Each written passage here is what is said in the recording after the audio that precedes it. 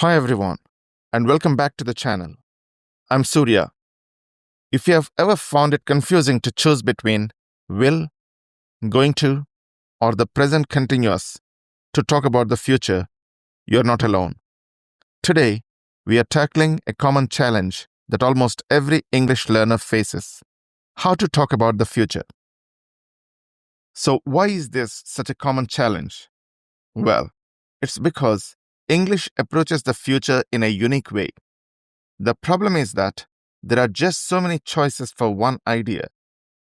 And here is the reason. Many languages have a simple, single future tense. English, however, works differently. It has a whole variety of verb forms to talk about the future.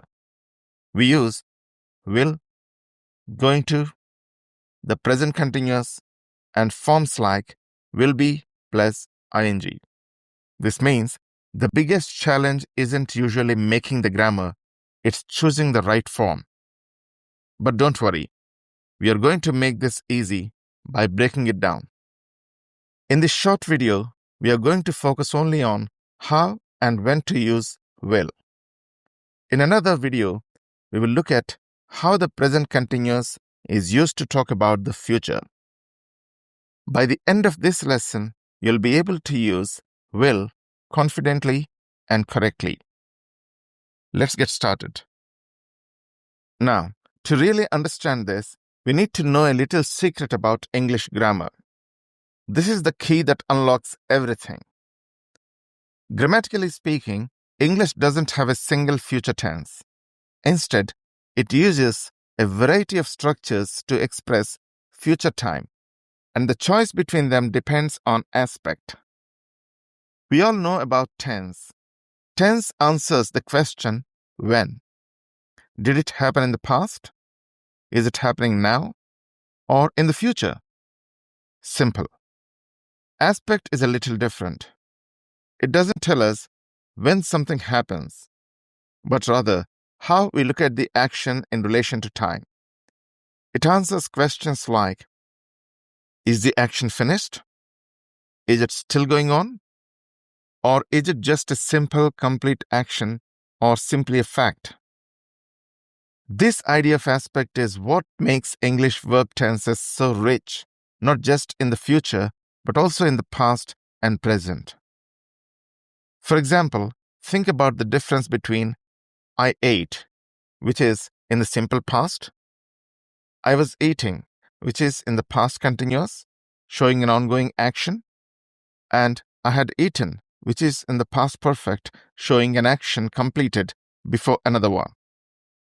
This concept explains why English has so many ways to talk about the future. We are choosing a form based on what aspect of the future we want to highlight. So when we choose between will, present continuous, going to, or other forms, we are not just choosing a tense, we are choosing an aspect. This video is all about mastering the simple aspect for the future, which is where we use will. Now let's see exactly when we use it. Before we dive into the different uses, let's do a quick grammar refresher on how to form sentences with will. The structure is actually very simple.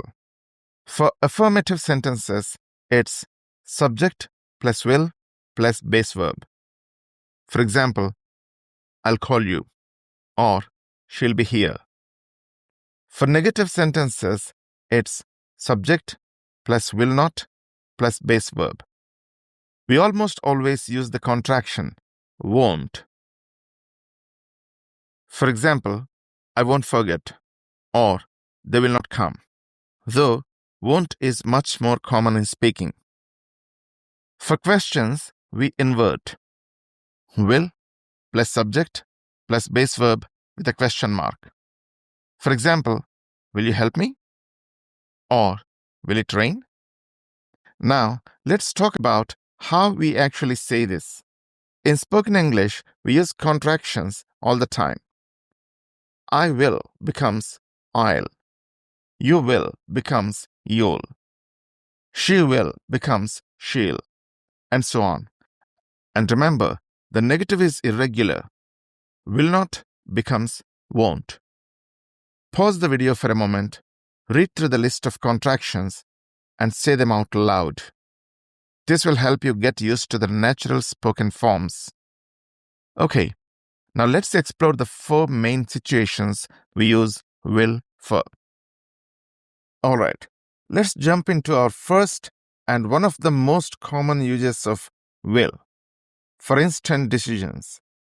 This is for those decisions you make right at the moment of speaking, usually about the near future. There's no plan. Something happens, you think about it, and you make a quick decision for the future. Let's take a look. Imagine your friend is in the kitchen and they look exhausted. You didn't plan to help, but you see them and decide at that moment. So you say, "You look tired. I'll help you cook." Other classic examples are all around us. It's hot in here. I'll open the window. You feel hot and you decide that second to open it. Or, this coffee is cold. I'll get a new one. You taste it, it's cold, and you make the decision. Now, this is the most important part to remember, because this is where people get confused. This use of will is completely different from going to. Will is for new decisions made now. Going to is for plans you made before, in the past. See the difference here? In this example, someone asks, "Why do you have your keys?" Your answer is, "I'm going to drive to the station." You already had your keys out. You already had that plan before the conversation even started. It wasn't a spontaneous decision. That's why we use going to. So the key question to ask yourself is, was this decision made just now, or did I plan it earlier? If it's just now, you need will. Now let's move to the second common use of will for predictions. We use will to make predictions about the future when they are based on our own opinion, belief, or a guess. It's what you think will happen, not what you can see is about to happen.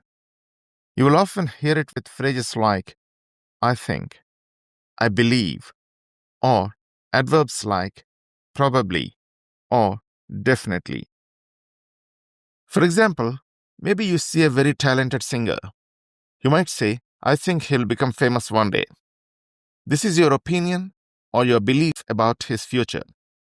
Or, if your friend is nervous about an exam, you reassure them, "I'm sure you'll pass." This is your belief about a future event. This is where it gets really important. And it's the key to choosing between will and going to for predictions. When your prediction is just a guess or an opinion, like, "I think it will rain tomorrow," you use will. You're not looking at anything. You're just guessing based on how you feel. But if you're making a prediction because you can see clear evidence right now, like dark clouds in the sky, then you use going to. For example, "Look at those clouds. It's going to rain." So the question is this a guess or is there evidence? No evidence, use will. See evidence, use going to. Okay, our third use of will is a very powerful one, making promises and refusals. This is where will moves from just telling the future to making a strong personal commitment about it. You're giving your word.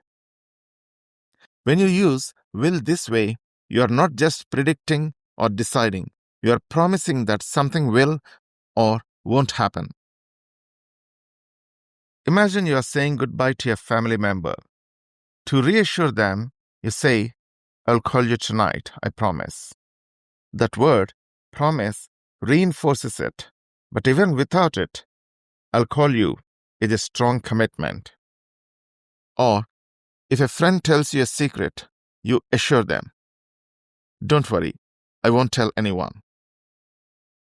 Here won't is the negative form, will not, and it's a promise not to do something. And that same negative form, won't, can also be used for a firm refusal. For example, no, I won't help you cheat. It's a strong, definitive no. Now, why use will here and not going to? It's about the strength of the promise. Saying, I'm going to call you is fine, it's your plan. But saying, I'll call you is stronger. It's more direct and feels more like a personal guarantee. So use will when you need to make that commitment clear and strong. And finally, our fourth use of will is all about being helpful, making offers, and volunteering. This is when you see a situation and you spontaneously offer to do something to help another person. It's a great way to show you're willing to assist. You use will here to show your willingness. It's a friendly, kind thing to do. Imagine you see someone struggling with a heavy bag. You would naturally say, that bag looks heavy. I'll carry it for you. You didn't plan to carry it. You see the need and offer your help at the moment. Or, if you're at a friend's house and they're busy cooking, you might offer, you seem busy, I'll make the tea. It's a simple, kind offer to help. Or, I see you're struggling, I'll help you with that. This shows you're volunteering your assistance. Now, a quick tip about tone. When we make offers like this with will, we usually say it in a friendly and kind way. It shouldn't sound like a big, formal promise. It's just a natural, helpful thing to do. So remember, if you see an opportunity to help, I'll is the perfect phrase to use. Alright, so let's do a quick recap of what we have covered today. We use will in 4 main ways. First, for instant decisions, like I'll get the phone. Second, for predictions based on belief or opinion. For example, I think you'll love it. Third, for making promises. For example, I'll always be there for you. And fourth, for offers and willingness to help. For example, I'll help you with that. And remember, will is a versatile word with even more uses like giving advice, warnings, or making invitations or suggestions. We'll explore these in a future lesson, but for now, focus on these 4. They are your foundation. Now it's time to practice. For each situation, I'll show you the context.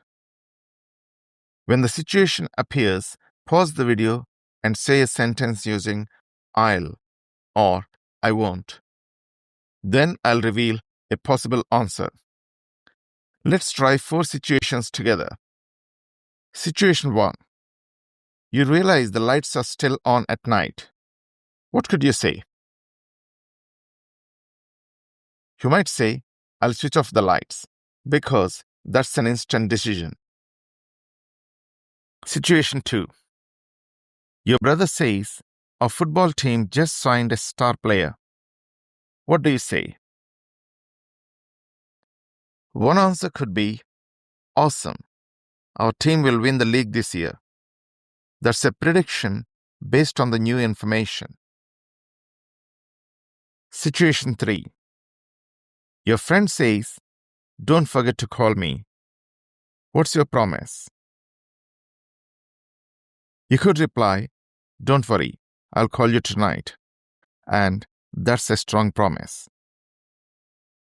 Situation 4. Your mother asks, can you clean your room today? How would you respond? You could say, okay, I'll clean it after lunch. That's a promise. Or you can see it as agreeing to a request. Now, you might have said something slightly different for each situation, and that's perfectly fine. Remember, your answers don't have to be exactly the same as mine. The most important thing is that you're practicing and thinking about how to use I'll or I won't naturally. That's it. Thank you so much for watching this lesson on the uses of will for the future.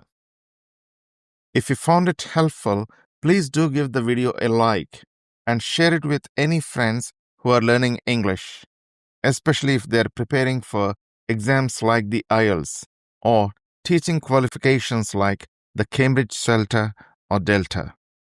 And of course, subscribe to the channel and hit the notification bell. Your support is what allows me to keep making these lessons for you. Hit that bell so you won't miss the next video, where we will look at another way to talk about the future using the present continuous tense. Thanks again, and I'll see you in the next lesson.